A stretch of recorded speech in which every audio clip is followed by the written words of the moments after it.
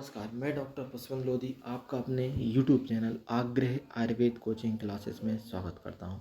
यहां पर आज हम बीएमएस के फर्स्ट ईयर के संहिता अध्ययन फर्स्ट के सिलेबस पर विचार विमर्श करेंगे कि एनसीआईएसएम की गाइडलाइन के आधार पर किस चैप्टर से कितना नंबर का पूछा जा सकता है। संहिता अध्ययन फर्स्ट 200 नंबर का पेपर रहेगा। इसमें से आपको 100 नंबर प्रैक्टिकल और वाइवा आएगा।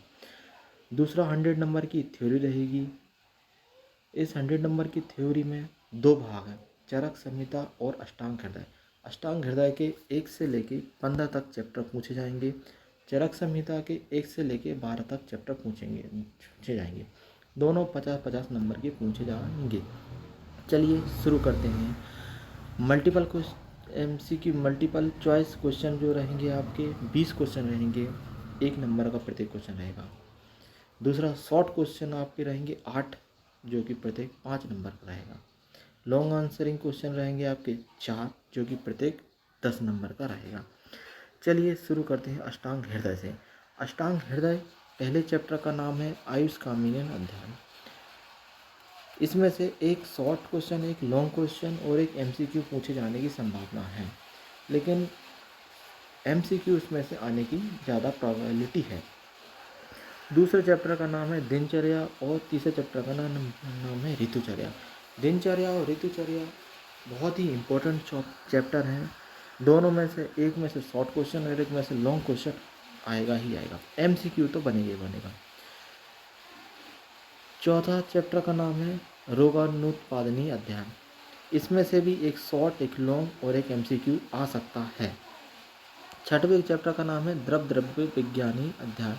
इसमें से शॉर्ट क्वेश्चन आने के चांस है, एमसीक्यू और लॉन्ग क्वेश्चन आने के चांस नहीं है।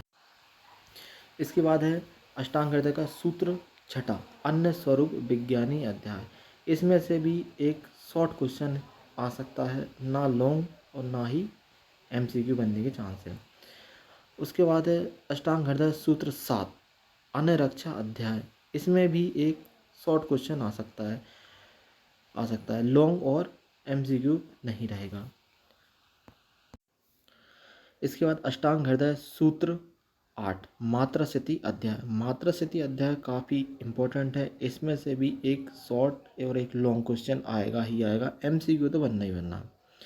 इसके बाद अष्टांग हृदय सूत्र 9, द्रव्य व्याधि विज्ञान अध्याय।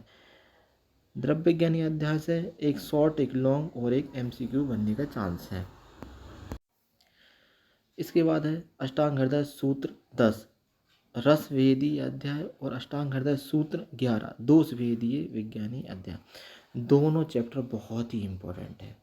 रसवेदीय अध्याय में आपको 6 रसों का वर्णन मिलेगा, जो कि बहुत इम्पोर्टेंट है। दोष वेदीय अध्याय में आपको 3 दोषों का वर्णन मिलेगा, जो कि बहुत इम्पोर्टेंट है। इसमें से डेफिनेटली आपको या तो शॉर्ट क्वेश्चन और या फिर लॉन्ग क्वेश्चन आने के पूरे चांस रहेंगे।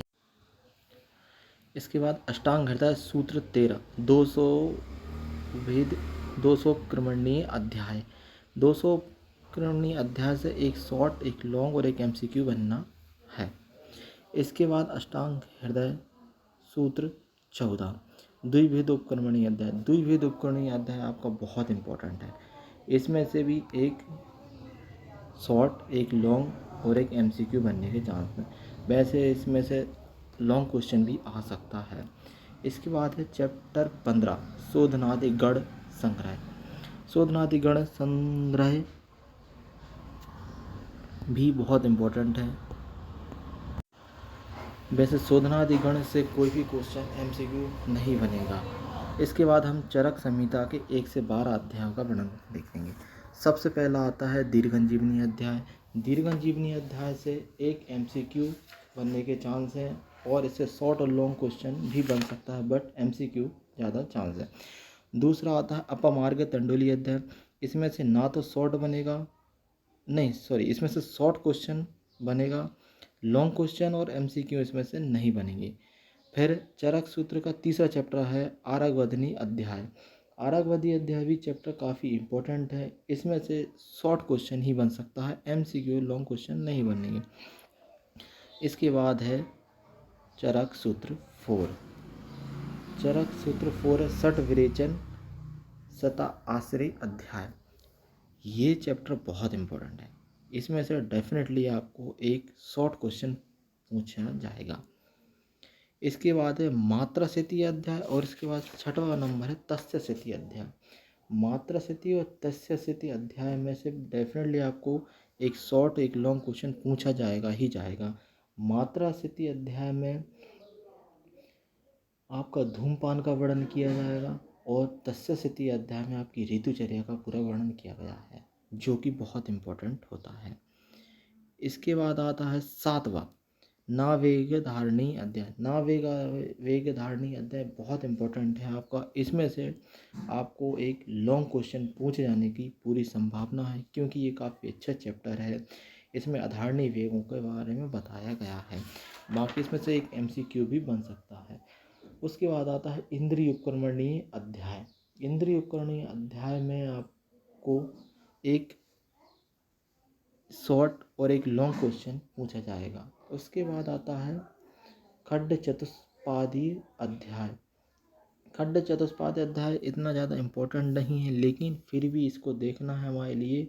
इसमें से एक MCQ बन सकता है, बाकी शॉर्ट और लॉन्ग क्वेश्चन तो शायद ना बने। उसके बाद आता है चरक सूत्र का 10वां चैप्टर महाचतुष्पादी अध्याय। ये बहुत इम्पोर्टेंट है। इसमें से डेफिनेटली आपको एक अच्छा क्वेश्चन देखने को मिलेगा, या तो इसमें से 4-5 नंबर का हो या 10 नंबर का हो या फिर 1 नंबर का तो रहेगा।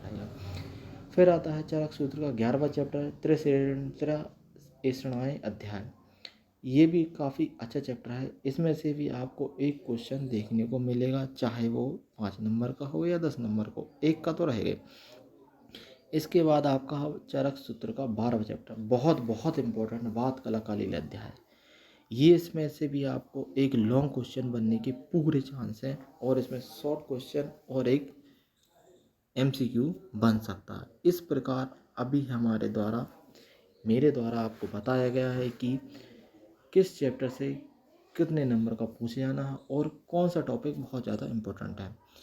आगे इस तरह की वीडियो जारी रखने के लिए आप हमारे आग्रह आयुर्वेद कोचिंग क्लासेस को सब्सक्राइब कर लीजिए, और नोटिफिकेशन बेल को दबा लीजिए। जो भी नोटिफिकेशन रहेगा आपको सबसे पहले मिलेगा।